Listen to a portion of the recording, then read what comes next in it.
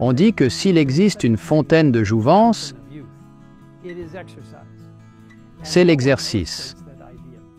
Personne n'illustre mieux cette idée que Hulda Crooks, qui a été la femme la plus âgée à gravir le mont Whitney à 4418 mètres, le plus haut sommet des États-Unis, et le mont Fuji à 3775 mètres au Japon. Entre 66 et 91 ans, elle a gravi le mont Whitney 23 fois et à 91 ans, elle est devenue la femme la plus âgée à atteindre les sommets du mont Fuji. En plus de gravir ces deux montagnes célèbres, elle a atteint le sommet de 97 autres montagnes ces dernières années.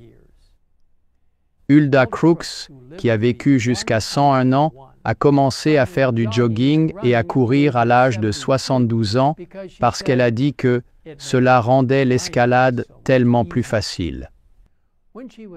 À 82 ans, elle a participé aux Jeux olympiques des seniors en courant 1500 mètres en 10 minutes 58 secondes, établissant un record du monde pour sa tranche d'âge. À 95 ans, elle continuait à marcher plus de 3 km par jour. Mais cette femme merveilleuse d'1,55 m et de 52 kg n'a pas toujours été aussi en forme et svelte.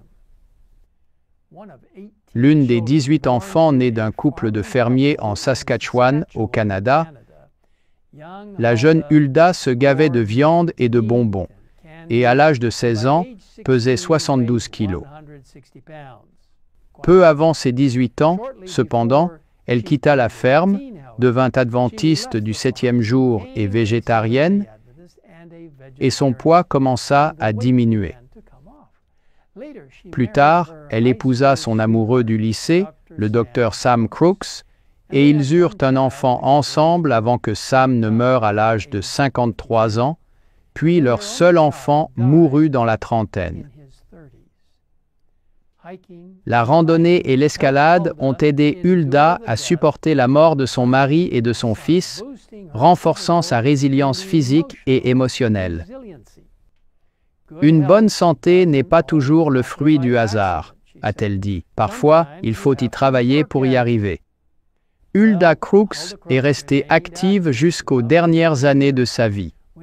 À 80 ans, elle a décrit une journée type comme suit. Tôt au lit et tôt levé. Je sors courir vers 5h30 du matin. Je cours 1,6 km et je marche rapidement au retour. Cette course me prend 12 minutes et la marche 15 minutes. Faites des exercices pour le torse. Travaillez dans le jardin. Marchez jusqu'au marché et travaillez. À 90 ans, Hulda a remplacé le jogging par la marche et a enregistré un impressionnant 1931 km par an de marche.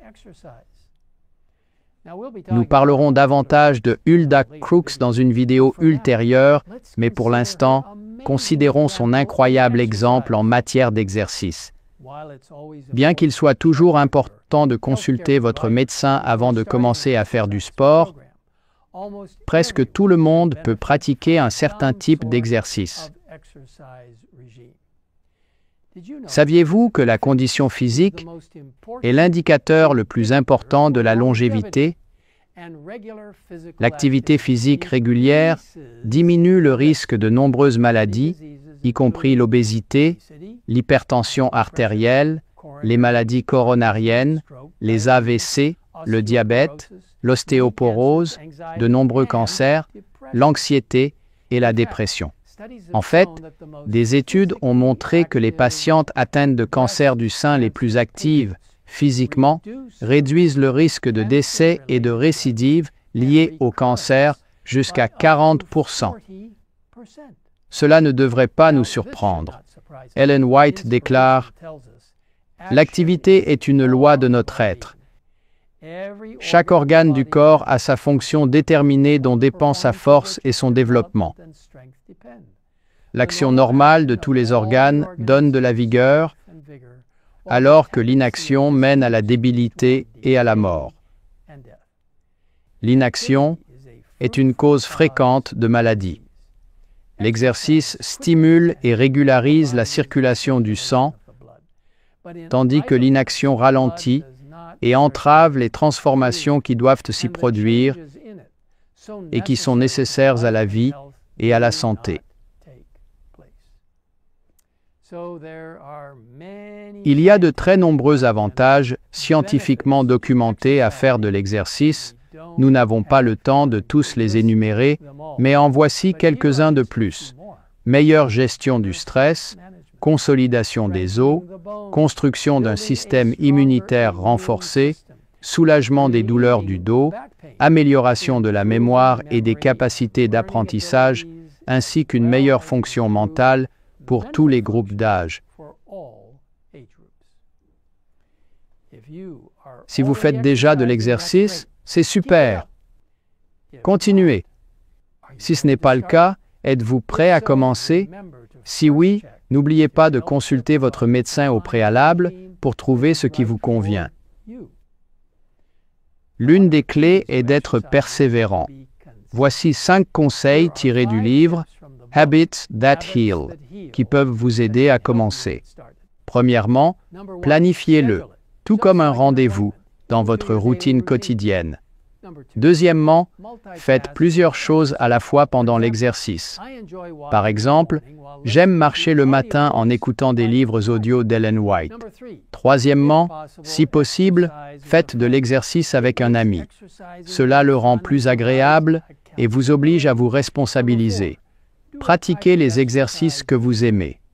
Hulda Crooks a dit un jour, « L'exercice que vous aimez vous fait plus de bien que l'exercice que vous faites parce que vous vous dites que vous devez le faire. » Cinquièmement, menez un mode de vie actif, comme prendre les escaliers au lieu d'un ascenseur, garer votre voiture loin de votre destination, porter vos courses dans un panier plutôt que d'utiliser un chariot, marcher lorsque vous êtes au téléphone, et ainsi de suite. Je vous invite à commencer à vivre une vie plus active aujourd'hui et à voir à quel point cela peut être bénéfique. Et jusqu'à notre prochaine rencontre, que Dieu vous bénisse alors que nous cherchons ensemble une vie plus abondante en lui. Laissez-moi prier avec vous. Père Céleste, bénis chaque individu qui fait de l'exercice aujourd'hui pour gagner en force et aider à la longévité. Aide chacun à exercer aussi sa vie spirituelle, à se nourrir de ta parole et à comprendre que tu souhaites qu'il soit en bonne santé, physiquement et spirituellement. Merci de nous entendre. Au nom de Jésus, nous te prions. Amen.